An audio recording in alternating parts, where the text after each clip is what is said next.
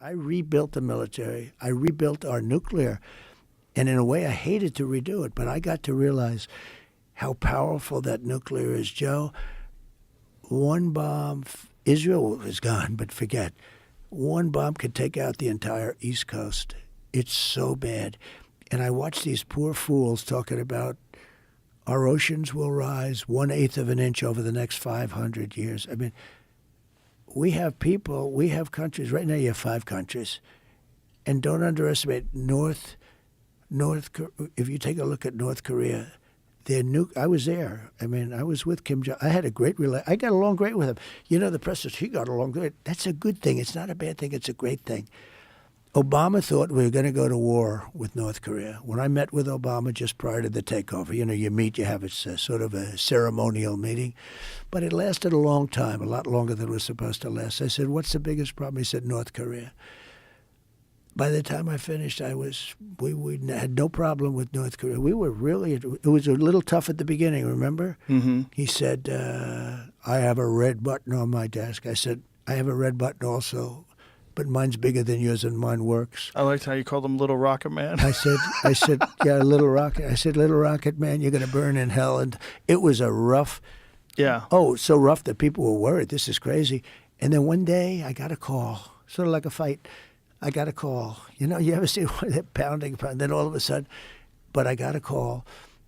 And it was from him, meaning his people. They wanted to meet. They wouldn't meet Obama. He tried to meet. They wouldn't even talk to him about it. And I think he expected to go to war. I actually do. I believe he expected to go. And we checked their nuclear stockpile. It is substantial. I mean, I said, do you do anything? I got to know him very well. I got to know him better than anybody.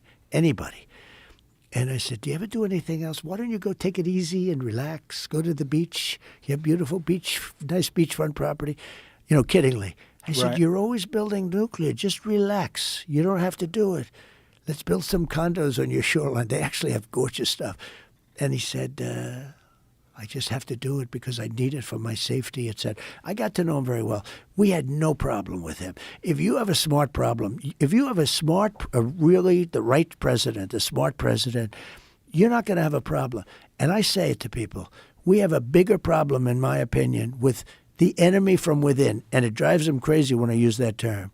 But we have an enemy from within. We have people that are really bad people that I really think want to make this country unsuccessful.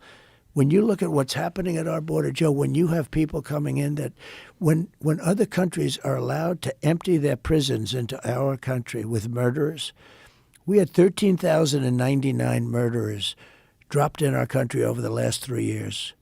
And 15,000 rapists convicted. Rapists? Yeah. Drug dealers, drug lords. And that's just the ones that have been accounted for. Correct. People from mental institutions. What do you think the strategy is? Hundreds of thousands of major criminals, tougher and worse than anybody we have. We're seeing the consequences of it in San Antonio. They've taken over apartment buildings. In Aurora, Colorado, they've taken over apartment buildings. These Venezuelan gangs. Just the beginning. What do you think the strategy is? You know, one of the things that they've said is that you stopped a bill from being passed. But didn't that bill also include amnesty for the people that are already here? Joe, this is years after the fact. The damage was already done. But what was the bill? Well, the bill was nothing. It allowed 2 million people in. They were going to get amnesty. It was a horrible bill.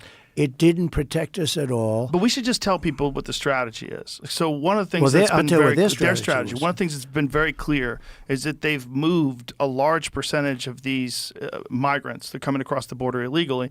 They've moved them to swing states. Like, this is what's going on with Springfield, Ohio, right? They're in swing states. Well, that's not a swing state. I'm going to win Ohio by a lot. So that's not a swing.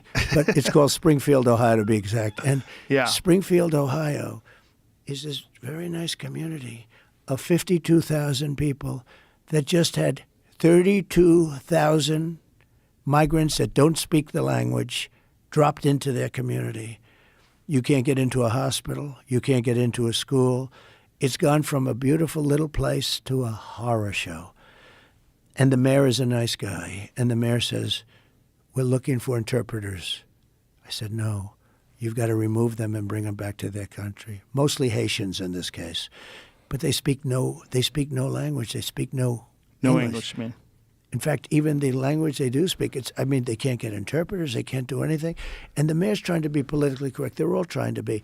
In Aurora, Colorado, you have the worst, probably the worst gang. MS-13 might even be, those two are the worst gangs. These are Venezuela gangs. They have taken over apartment complexes, and they're going to want to take over the whole thing.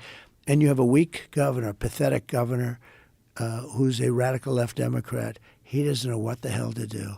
But you have it in many other communities, but they don't like to talk about it because it's bad for the community to talk about it. These people have been let in here by this imbecile. And I mean it, she's a low IQ person.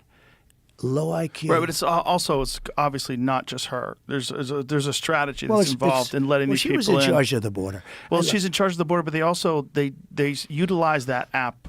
The app that used to be used. It used to be used, I think, essentially, wasn't it for shipping? Wasn't it when people were in this country? It was used for shipping, and now it's used to deal with the cartels. The cartel, heads of the cartel, rich people, by the way, these are loaded. These people have so much money. They would call up, think of this, they call up the app, and the app tells them where they should take their load of illegal migrants from the Congo. We have a lot from the Congo, prisons in the Congo. I made a little bit of a sarcastic joke. A man named Dana White, who you love, who I love. I assume you love him. Love that dude. I think he's in a class by him. He's probably the reason why you're here. I don't know, maybe. He's one of the big ones. He is the greatest guy. I love him I always say nobody's indispensable. Everybody can be replaced. Maybe you can't be. You might not be. But Dana White, truly, I don't think, the things he sold it for $4 billion. I said, what the hell? Who the hell is going to pay $4 billion? And they made like a great deal. I mean, it's because of him. More than that now. Take him out. I think it's a whole different. No, program, he's the best. And he's also the time. greatest guy. He spoke at the whole thing with I had just been shot, and he got up and he spoke so better than anybody. I mean, who would be better to introduce you? I asked of all the people, and I know the biggest people in the world, and they all would have loved to have done it. I said, Dana, would you do it? It was interesting. He was away. And he said to the people that, one of my guys called, he said, I won't be able to do it. I just left with my wife and family. I won't. I said, he said, no, yeah. I was a little surprised, even though I knew he was very far away. He was in someplace, and he deserved it with his family, the whole thing. And then I said, all right, and so we're looking who we're going to get. And all of a sudden she comes in, Sir Dana White just said he's going.